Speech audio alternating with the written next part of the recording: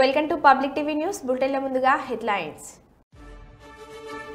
అక్రమ నిర్మాణాలపై హైడ్రా అధికారులు కొరడా జుల్పిస్తున్నారు.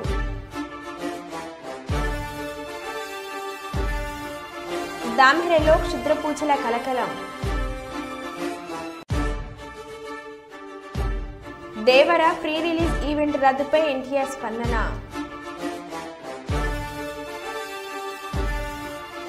ఎమ్మెల్యే పంతం నానాజీని బర్తాఫ్ చేయాలని దళిత నాయకుల డిమాండ్. భగవద్గీతను అనుసరిస్తే ప్రధానమంత్రి నరేంద్ర మోడీలా అవుతారన్న రాష్ట్ర మంత్రి టీజీ భరత్. ఆంధ్రప్రదేశ్ ఐక్య ఉపాధ్యాయ ఫెడరేషన్ ఆధ్వర్యంలో జిల్లా వ్యాప్తంగా ఆటల పోటీలు. మెగాస్టార్ చిరంజీవి స్వయం కృషికి అరుదైన గౌరవం.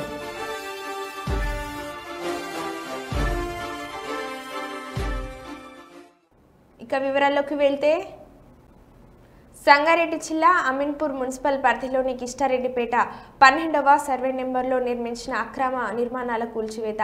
పటేల్గూడ గ్రామానికి చెందిన పట్ట సర్వే నెంబర్ 6 పేరుతో కిష్టారెడ్డిపేట గ్రామం 12వ ప్రభుత్వ సర్వే నెంబర్లో నిర్మించిన సుమారు 16 అక్రమ నిర్మాణాలుగా గుర్తించిన హైడ్రా ఆదేశాల మేరకు రెవెన్యూ మున్సిపల్ శాఖ ఆధ్వర్యంలో కూల్చివేతలు.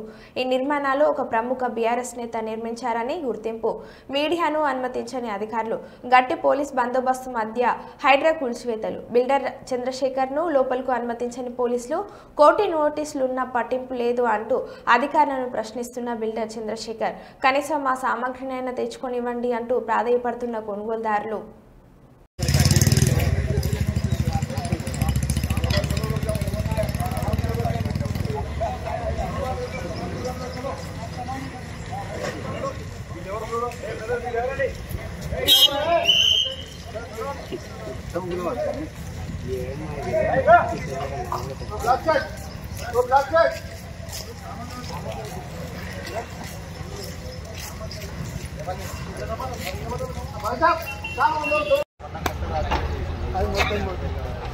కాకపోతే వీళ్ళకి పరిచయం లోపల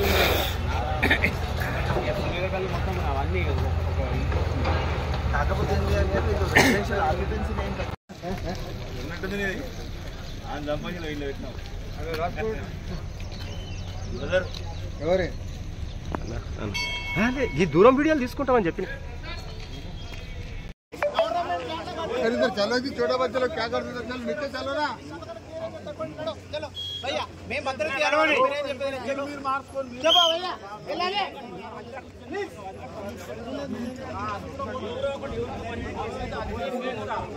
बनेले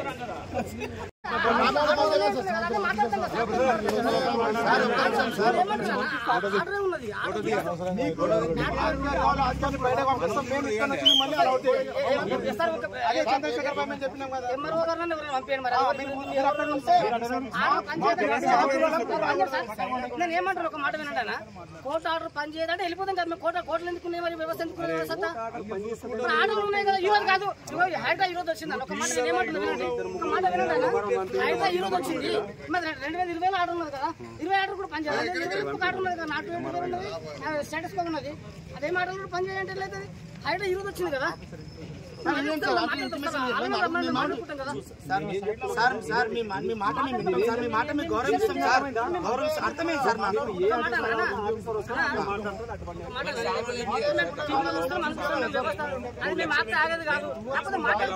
సామాన్ తెచ్చుకున్నాను. మరి ఆ సామాన్ నేను EMI లో తెచ్చుకున్నాను సార్. డబ్బులే కదా నా అయినా కానీ మరి నా డబ్బులు తెచ్చుకోవాలి కదా. నేను బయట నేను హైదరాబాద్ లో రెంట్ దొరకటం ఎంత కష్టమో తెలుసా మీకు? ఇల్లు రెంట్ దొరకటం హైదరాబాద్ లో రెంట్ దొరకటం ఎంత కష్టమో తెలుసా మీకు?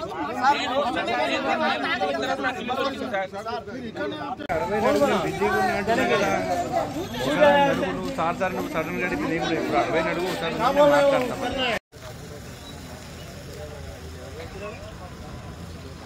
తీసుకున్నావు కదా, నడవగా.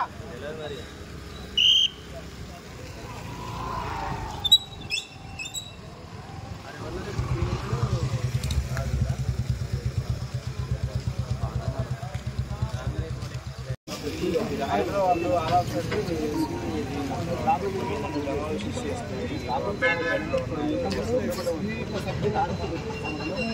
వాళ్ళు వచ్చే వరకు ఉంటారు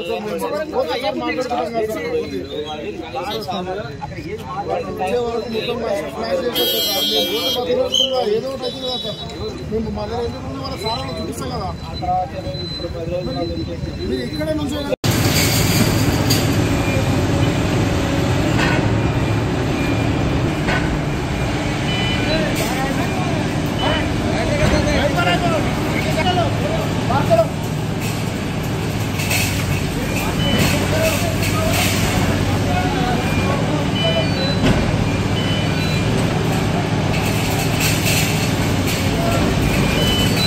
కాకినాడ రూరల్ ఎమ్మెల్యే పంతం నానాజీని ఎమ్మెల్యే పదవి నుంచి తొలగించి పార్టీ నుంచి సస్పెండ్ చేయాలని జగ్గంపేటలో దళిత సంఘాలు ఐక్యతగా నిరసన తెలియజేశారు. రౌడీలా ప్రవర్తిస్తున్న కాకినాడ రూరల్ ఎమ్మెల్యే పంతం నానాజీపై ఎస్సీ ఎస్టీ అట్రాసిటీ కేసు నమోదు చేసి అరెస్ట్ చేయాలని Republican party of India South India organizing కార్యదర్శి Puliprasad, BSP Jaggampeta incharge Jattuka Nageswararao, Jai Bhimrao, Bharat party Jaggampeta నియోజకవర్గం ఇన్ఛార్జ్ వల్లూరి సత్యానందం, అంబేద్కర్ వాది నీలపల్లి అప్పారావులు డిమాండ్ చేశారు.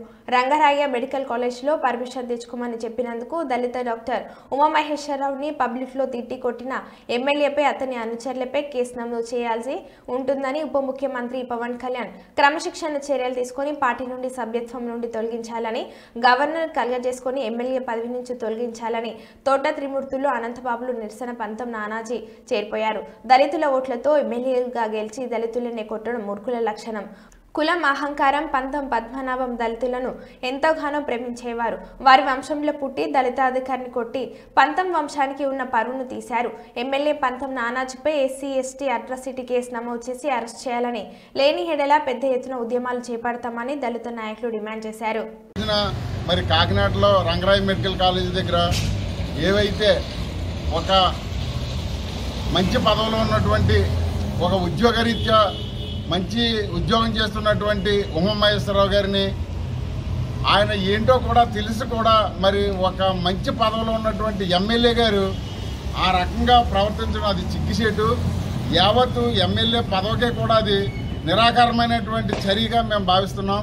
ఎందుకంటే ఒక మంచి పదవిలో ఉండి కూడా ఒక సాటి ఉద్యోగస్తుని కూడా గౌరవించలేనటువంటి ప్రజానాయకుడై ఉండి కూడా మరి ఇంత దౌర్భాగ్యంగా ఒరే గిరే అనే పద్ధతి, అలాగే వెనకాల ఏ అయితే అనుచరులు ఉన్నారో అనుచరులు కూడా వాడేటటువంటి విధానం కూడా చూస్తున్నట్లయితే ఈ యొక్క పరిపాలన విధానం ఎలాగున్నదంటే గతంలో వైఎస్ఆర్సీపీ అన్నారు, కానీ వైఎస్ఆర్సీపీలోనే కాదు ఈ యొక్క కూటమి ప్రభుత్వంలో కూడా ఈ దళితులపై దాడులు విపరీతంగా జరుగుతున్నాయి. ఎమ్మెల్యే స్థాయిలో ఉన్నా లేదంటే ఒక ఎంపీ స్థాయిలో ఉన్నా మీ ప్రభుత్వం నుంచి ఏదైతే 100 రోజులు గడిచిన సందర్భంగా ఇది మంచి ప్రభుత్వం అని చెప్తా ఉన్నారో, మంచి ప్రభుత్వం అంటే ఏంటంటే మీరు ప్రభుత్వం పామైన దగ్గర నుంచి దళితుల మీద చేసే దాడులే అని చెప్పేసి సందర్భంగా చెప్తా ఉన్నాం. మీరు మరి ముఖ్యంగా తెలియజేసేది ఏంటంటే అట్రాసిటీ కేసుకి మీరు అర్హులు.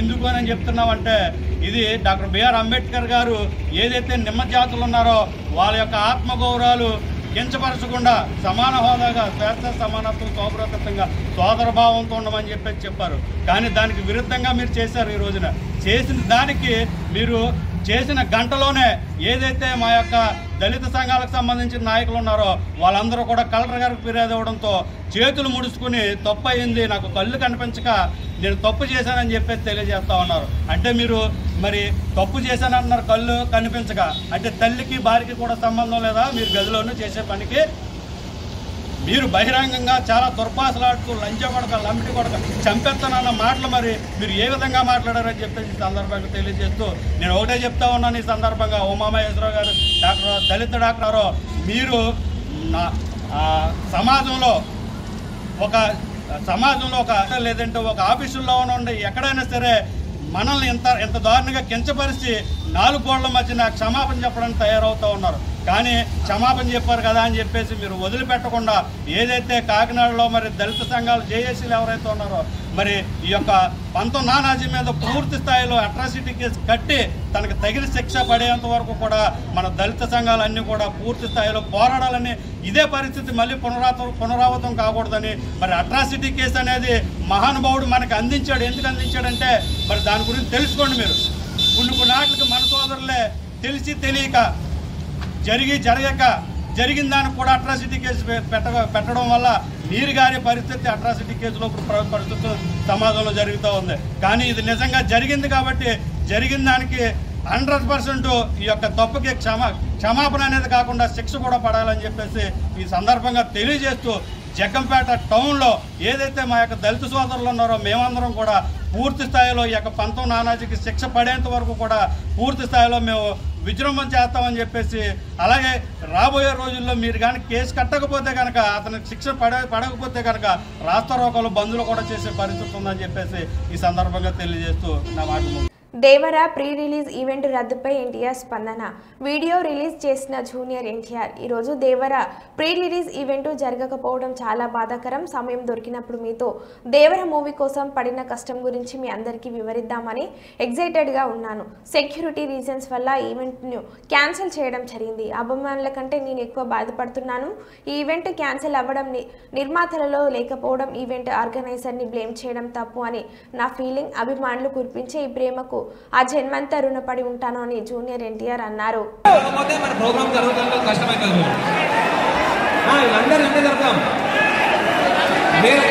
ఇప్పుడు వాళ్ళకి ప్రోగ్రామ్ ప్లేస్ లేదు, అట్లా ఎక్కడ ప్లేస్ లేదు. చూడండి, మీకు మంచిగా రిక్వెస్ట్గా చెప్తున్నాము. మీరు ప్రోగ్రామ్ ఎంతో కష్టపడి వచ్చింది అంత దూరం నుండి, మీరు దాన్ని ఎట్లా తీసుకోవాలన్నది కొంచెం సివిలైజ్గా ఆలోచించండి. ఇంకా లేదు అంటే ఇట్లనే కంటిన్యూ అవుతుంది. మీరు కూర్చున్న అందరూ చాలా మంచిగా కూర్చున్నారు, చాలా బాగా. మీరు ఎంత ఉన్న వాళ్ళే కొంచెం ఇంకా వెళ్ళాలి. మీరు ఆ నిలబడ్డ వాళ్ళు అభిమాన సోదరులకి నమస్కారం. ఈరోజు దేవరా ప్రీ రిలీజ్ ఈవెంట్ జరగకపోవటం, క్యాన్సిల్ అవటం నిజంగా చాలా బాధాకరం. ముఖ్యంగా నాకు ఇంకా చాలా బాధగా ఉంటుంది. మీ అందరికీ తెలుసు, అవకాశం దొరికినప్పుడల్లా మీతో సమయం గడపాలని, దేవరా మూవీ గురించి, దేవరా మూవీ కోసం మేము పడిన కష్టం గురించి మీ అందరికీ వివరిద్దామని నేను చాలా ఎక్సైటెడ్గా ఉన్నాను. కానీ సెక్యూరిటీ రీజన్స్ వల్ల ఈ ఈవెంట్ని క్యాన్సిల్ చేయడం జరిగింది. మళ్ళీ చెప్తున్నాను, మీతో పాటు నేను బాధపడుతున్నాను. మీకంటే నా బాధ చాలా పెద్దది, ఎక్కువ కూడా. కానీ ఇది ఇలా జరగడం దేవరా ప్రొడ్యూసర్స్ వల్ల, లేకపోతే ఈవెంట్ ఆర్గనైజర్స్ని వాళ్ళని బ్లేమ్ చేయడం కూడా తప్పనేది నా ఫీలింగ్. అది ముందుగా ఈ మీరు కురిపించే ఈ ప్రేమకి ఆ జన్మంతో రుణపడిపోయి ఉంటాను.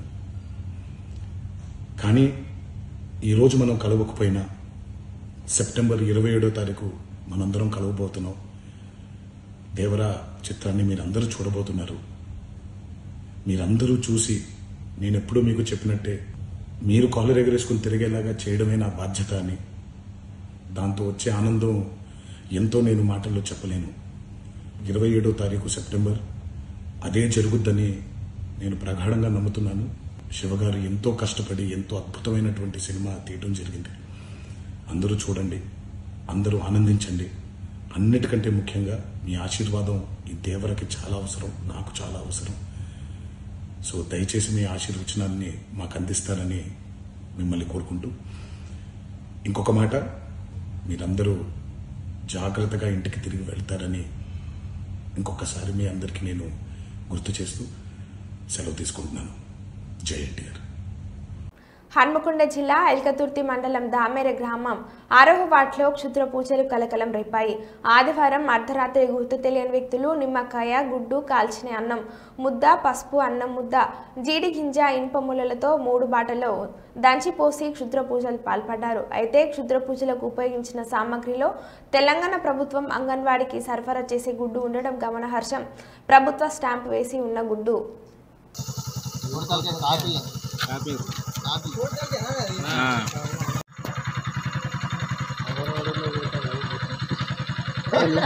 తెల్ల ముద్ద, పసుపు ముద్ద, కారపొడి ముద్ద. అది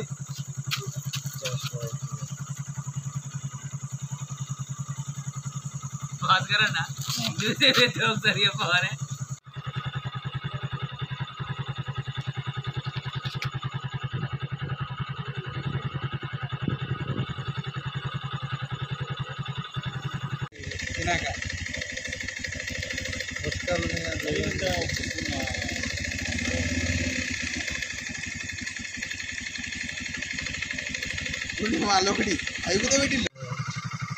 ఇది అంగన్వాడి గుడ్డ అన్న, ఇది అంగన్వాడి గుడ్డ, స్టిక్కర్ స్టాంపు. ప్రతిష్ఠించిన చోటనే 40 అడుగుల మట్టి వినాయక విగ్రహాన్ని పాలు నీళ్లతో అతి వైభవంగా నిమజ్జనం జరిపించిన భద్రకాళి హిందూ ఉత్సవ కమిటీ ప్రతినిధులు. హైదరాబాద్ తర్వాత వరంగల్ నగరంలోని ఎల్లంబజార్లోని వినాయక చవితి సందర్భంగా భద్రకాళి హిందూ ఉత్సవ కమిటీ ఆధ్వర్యంలో 40 అడుగుల మట్టి విగ్రహాన్ని వినాయకుని సృష్టించిన 15 రోజులు మహాపూజలు నిర్వహించారు. చివరి రోజున లడ్డు వేలం పాటలో 2,26,116 రూపాయలు పలికింది. గణపతి ఉత్సవ సమితి సభ్యులు ఫైర్ ఇంజన్ల సహాయంతో పాలు నీళ్లతో వినాయకుడిని ప్రతిష్ఠించిన ప్రాంతంలోనే నిమజ్జనం చేశారు.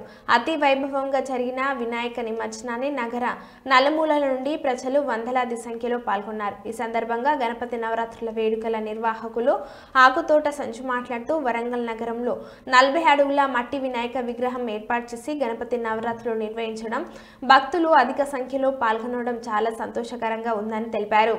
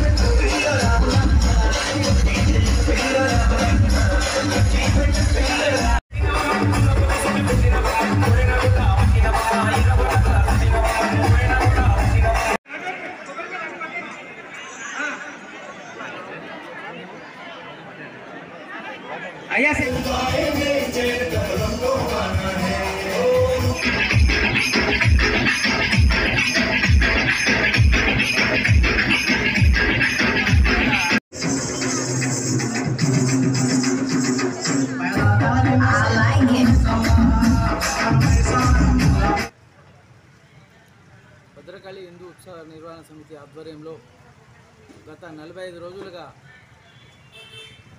మట్టి గణపతిని నిర్మించి గత 15 రోజులుగా వేద పండితులతోని హోమాలు, యజ్ఞాలు, అభిషేకాలు పూర్తి చేసుకొని నిన్న అనగా 22వ తారీఖు ఆదివారం రోజు గణపతి నిమజ్జనానికి రెడీ అయి ముస్తాబై దాదాపు ఒక 5,000 లీటర్ల పాలతోటి 10,000 లీటర్ల వాటర్ తోటి స్వామివారికి అభిషేకాలు చేసి ఇక్కడ వేద పండితులు ప్లస్ భద్రకాళి శేషయ్య గారు ఆశీస్సులతో శేషయ్య గారి చేతుల మీదుగా అభిషేకం స్టార్ట్ అయ్యి పూర్తిగా 5 గంటల సమయం పట్టింది స్వామివారు కరిగేందుకు. దాదాపు ఈ నిమజ్జన కార్యక్రమం తెలుగు రాష్ట్రాలలో ఎక్కడా లేదు అని మేము భావిస్తున్నాము. ఇప్పటిదాకా ఎవరు కూడా కామన్గా వాటర్తోనే చేశారు. ఒక 5,000 లీటర్ల పాలు ప్లస్ భక్తులు దాదాపు ఒక 2-3 వేల లీటర్ల పాలు తీసుకొచ్చారు. దాదాపు ఒక 8,000 లీటర్ల పాలు, 10,000 లీటర్ల వాటరు, పంచామృతాలు, పసుపు, కుంకుమాలతో స్వామివారికి ఘనంగా అభిషేకమైంది. ఇటు కార్యక్రమానికి తిలకించేందుకు దాదాపు ఒక 20,000 మంది, అంటే ఇక్కడ కొద్దిగా కంజెస్టెడ్ ఉంటుంది ఎల్లమ్మ బజారు, దాదాపు ఇక్కడ చూసేందుకు వీక్షించేందుకు వచ్చారు. కానీ చాలా సంతోషంగా ఉంది. ఇంత ఉమ్మడి వరంగల్ జిల్లాలోనే లేదు, హైదరాబాద్ తరాలు ఇక్కడ ఉన్నందుకు ఇక్కడ చాలామంది ఆశీర్వచనం ఆశీర్వాదం లెక్క అందరూ చాలా మంచిగా చేశారని చెప్పేసరికి కంట తడి పెట్టినట్టు అయిపోయింది. అలాంటి భాగ్యం గణపతి మా కుటుంబానికి ఇప్పించినందుకు భగవంతునికి, మాకు అందరు సపోర్ట్ చేసిన మీడియాకు, ప్రెస్ మీడియాకు, ఎలక్ట్రానిక్ మీడియాకు, పోలీసు వారికి అందరికీ మా కుటుంబం. జనగామ జిల్లా పాలకుర్తి మండలం దర్దపల్లి వాగులో పడ్డ కారు. పూర్తి వివరాలు ఇంకా తెలియాల్సి ఉంది.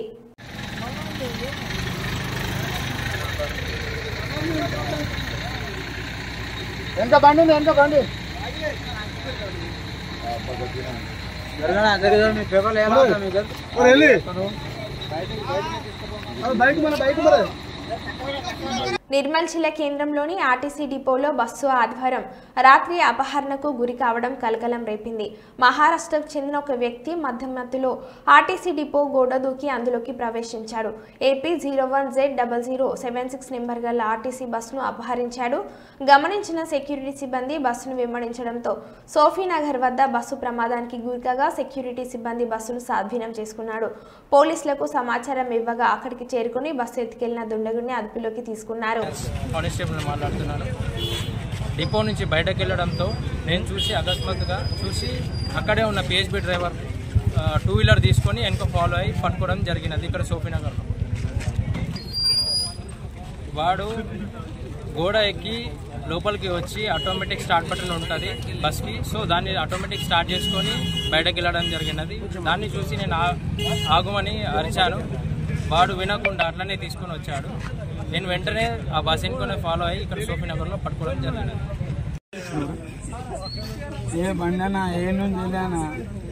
అదే వచ్చింది కదా.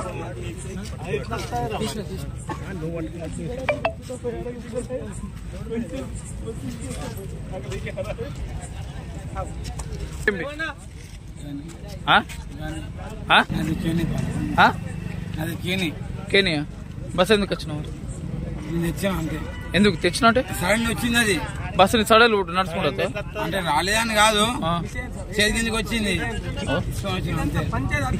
ఏం చేసినావు? ఏం చేసినావు? నా తప్పు అయిపోయిందన్నా, తీసుకొని తప్పు అయిపోయిందన్నా, అంతే. మారేడుమిల్లి మండలం జలతరంగిణి వాటర్ ఫాల్స్ వద్ద ఏలూరు ఆశ్రమ మెడికల్ కాలేజీకి చెందిన 5 విద్యార్థులు గల్లంతు. ఒక్కసారిగా వర్షం పడి వాగు ఉధృతి ఎక్కువ రావడంతో గల్లంతైన విద్యార్థులు. గల్లంతైన వారిలో 4 అమ్మాయిలు, 1 అబ్బాయి ఉన్నారు. 2 అమ్మాయిలే ఆచూకీ లభ్యం. రంపచోడవరం ఏరియా ఆసుపత్రికి తరలించారు. 1 అమ్మాయిని మెరుగైన వైద్యం కోసం రాజమండ్రి GGHకు తరలించారు. 2 అమ్మాయిలు, 1 అబ్బాయి ఆచూకీ తెలియాల్సి ఉంది. విద్యార్థుల ఆచూకీ కోసం మారేడుమిల్లి పోలీసులు గాలింపు చేస్తున్నారు. విహారయాత్రకు మొత్తం 11 మంది విద్యార్థులు వెళ్లారు. 10 మంది అమ్మాయిలు, 3 అబ్బాయిలు వచ్చారు. టెంపో ఉంది, టెంపోలో ఎక్కించండి. ఒకేసారి టెంపోలో ఎక్కించేసుకోండి.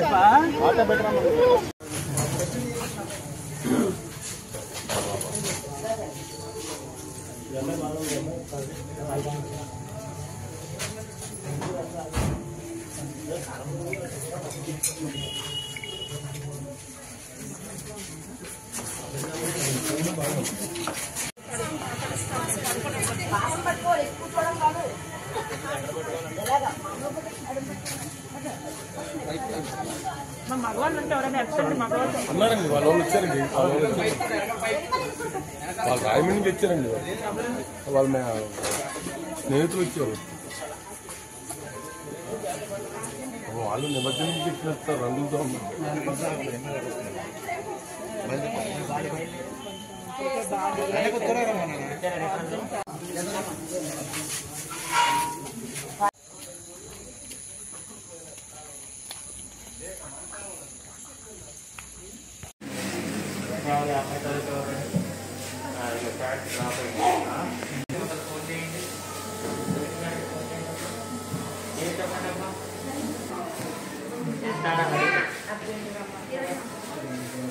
వాళ్ళ నాన్నగారి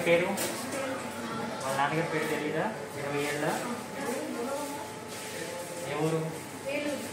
ఏలూరా? ఒకరు మోల్స్ తోటి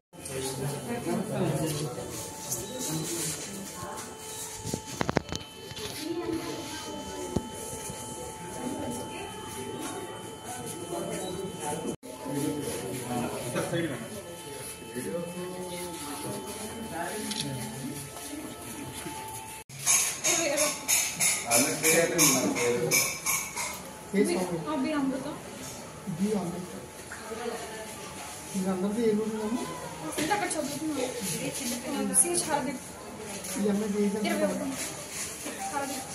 హర్దీప్ అన్న సిరీస్ హర్దీప్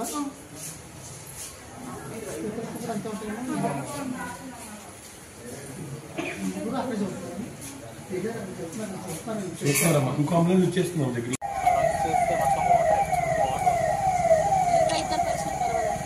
ఎవరు రాలేదు మరి ప్రస్తుతానికి బాబు ఒక్కటే వచ్చింది మిగతా వాళ్ళు రావాలి ఇంకా బాబు కండిషన్ రాలేదు వన్ రేట్ వెంటనే రాలేదు ఇంకా ఐటీడీ వాళ్ళకి ఫోన్ చేసి ఐటీడీ వెహికల్ పిలిపించి ఆక్సిజన్ పెట్టి దాంట్లో పంపించారు. జలపాతంలో ఎన్ని గంటల దగ్గర 2 గంటలకు అనుకుంటాం.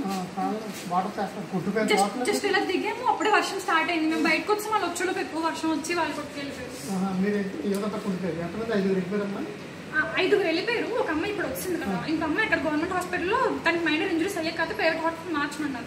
ఇంకొకరు 3 గురించి మాకు తెలియదు, అంటే వాళ్ళ కాల్స్ కనెక్ట్ అవ్వట్లేదు. వాళ్ళు దొరికారో లేదో ఎక్కడున్నారో ఏంటో మాకు తెలియదు. వాళ్ళ అమ్మాయిలు అబ్బాయిలు ఒక అబ్బాయి 2 అమ్మాయిలు వాళ్ళు ఏలూరు మెడికల్ కాలేజ్. మరో బులెటిన్లో మళ్ళీ కలుద్దాం. Stay tune.